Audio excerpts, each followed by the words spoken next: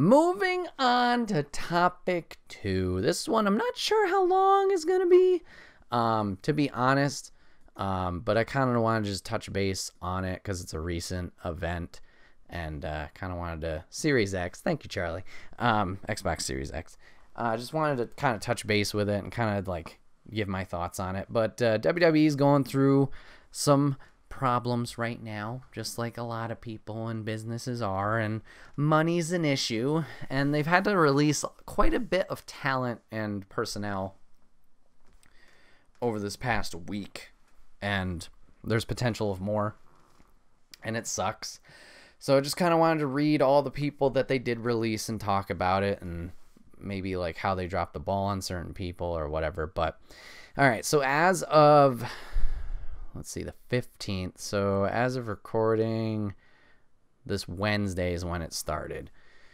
So people they have released include Kurt Angle, Rusev, Drake Maverick, Zack Ryder, Kurt Hawkins, Carl Anderson, Luke Gallows, Heath Slater, Eric Young, Rowan, Sarah Logan, No Way Jose, Mike Chioda, the referee, Mike Kanellis, Maria Kanellis, EC3, Aiden English, Leo Rush, Primo, and Epico.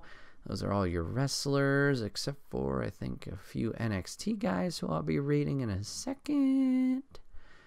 Oh, yeah, we also have Deonna Purrazzo, Dan Matha, MJ Jenkins, Alyssa Marino, Alexander Jaksic? Let's see.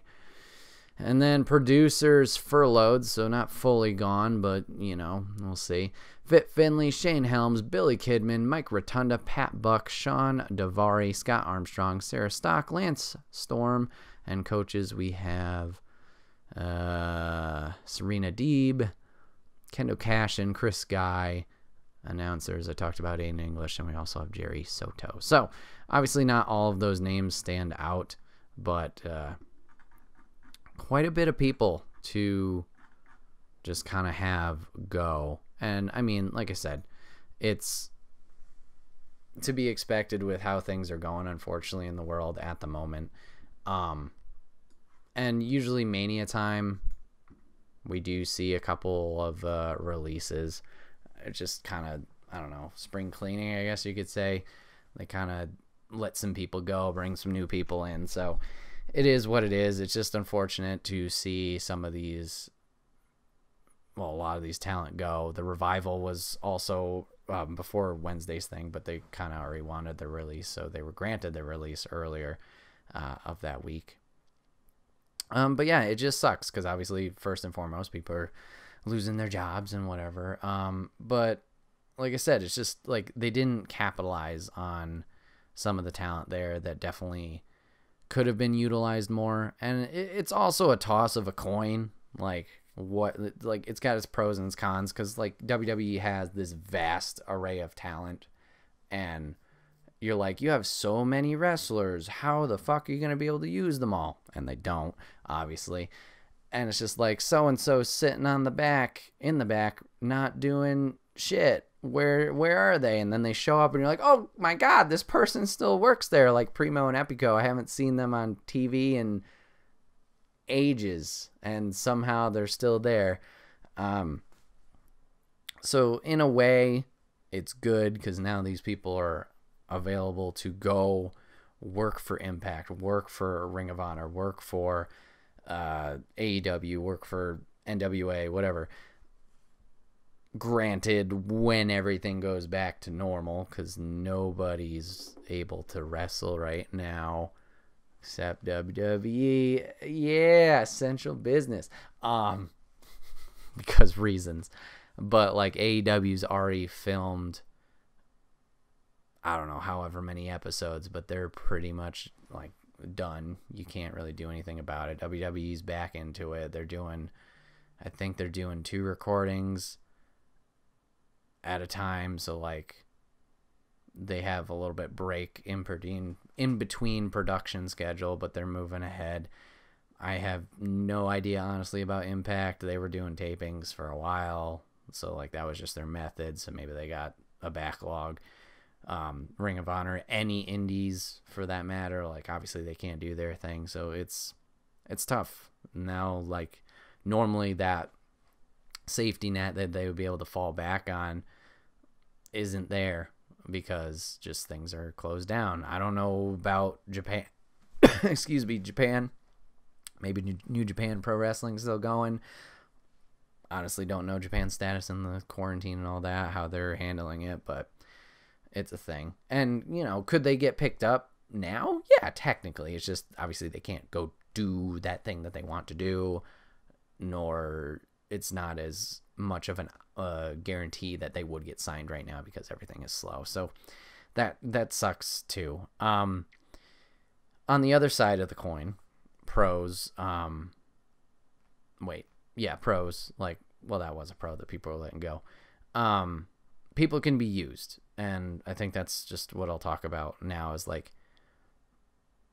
people who had potential, like, they all do. Now, I'm not saying, like, everybody should be a champion, and everybody needs to get a shot, and everybody's got to have TV time and get wins and blah, blah, blah. No, it's a very competitive aspect, just like a lot of areas in life and jobs and shit like that. Like, there's no way you can give everybody the same thing. Obviously, you're gonna have your top guys, you're gonna have your lower tier guys, you got your mid tier guys, and I think I talked about it in a podcast before. I'm not sure if it was with Kyle or if it was with Kyle and Chris, or maybe it was Cameron, but I was talking about that tier system of, like, you got it, like, these are your top tier guys. It's your world champion contenders. These are your tag team. These are your mid tier where you're looking at the Intercontinental, the US belt, and then you got your cruiserweight guys, which they do. You got your, you know, your ladies. You got the ladies going for the ladies belt. You got the ladies tag now. Like, you should have these segments of, like, talent in these groupings, and, like, this is your group. Now, does that mean you're stuck in that group forever? Hell no. Make it interesting by taking, I'll use Dolph Ziggler as a example because technically he did this. Mid-tier guy, IC title, US title, blah, blah, blah, tag team title. Move him up to a world title for every once in a while, or at least in that picture, like this more highlighted spotlight story. And then move this person down. Roman Reigns is now going for IC title, or Seth's going for US title, or whatever the fuck is going on. You eventually mix and match these roles. Here's a new tag team. Here's this solo star. This team broke up. There's this thing. Here's a new person. You know, you keep the things interesting with that instead of doing person A versus person B for 3 months. Then they take a month off and person C comes in. It's like, brah, brah, brah, person A. And they're like, brah, brah, brah, back. And they're like, ka, ka, ka, ka, ka. They do that for 2 months. And then person B is like, hey, I'm back because fuck it. And then the three of them are, and then here comes person D, and person D swoops in and you do that. And it's just like, no. Like, we don't need to see the same programs every year. I don't care if there's a character change. Seth Rollins, RIP, still like you, still like the Messiah thing. But, dude, why are you in the title picture? You lost at Mania! As Dad talked about, but he didn't go to that length and extremes of my drama. But he's right.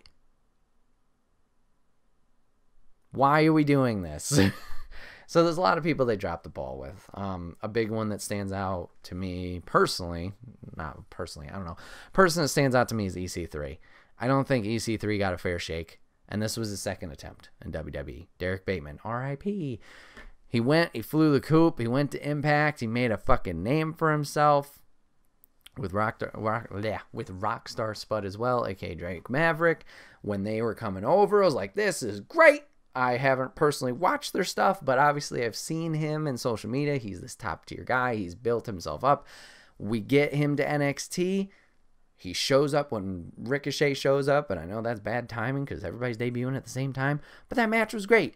Do I remember specifically what the match was? No, but I believe it was like a 6-guy free-for-all ladder match, question mark, maybe. But I thought, like, he had potential in NXT, and then he got called up to the main roster way too soon. Not because he couldn't handle it, but just because reasons.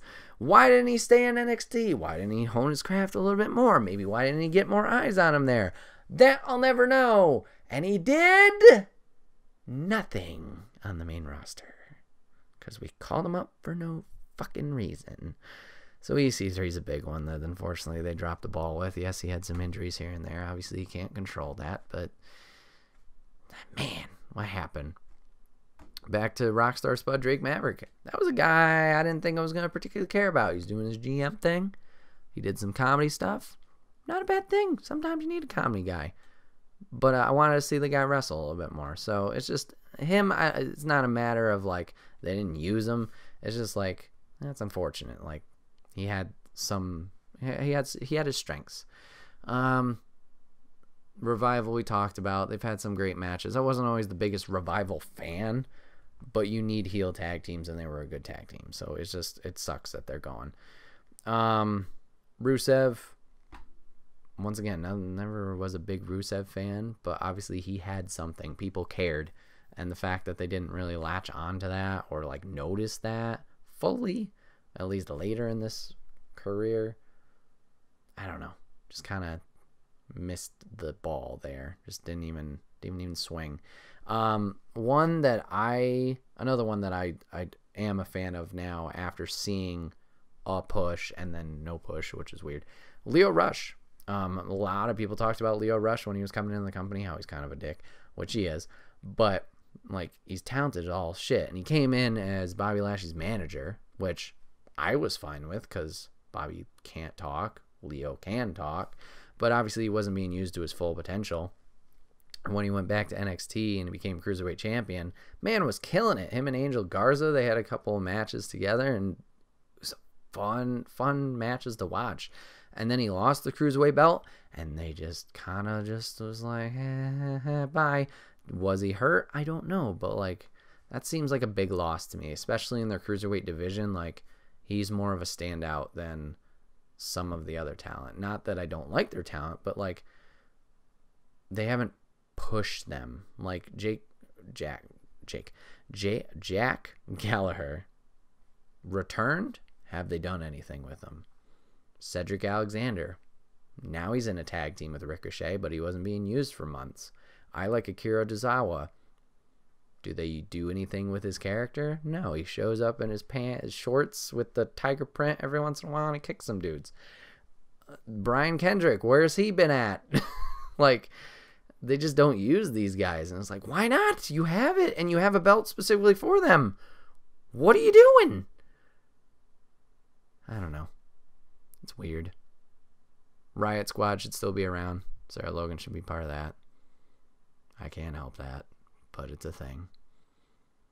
It's weird. It's a weird time. I don't know. Just wish they figure out how to use talent more. Or better, rather. Just kind of mix it up. Mix it around. Go up, go down. I don't know. It's weird. That's my little rant on the releases. Like I said, there's potential of more, which is a little heartbreaking to say because I can only fear the worst. Who is going to go? Are they going to let Prince Pretty go? That'll be a day I cry. Like, who are they going to drop? I don't know, but we'll see. We can only take it day by day, I guess.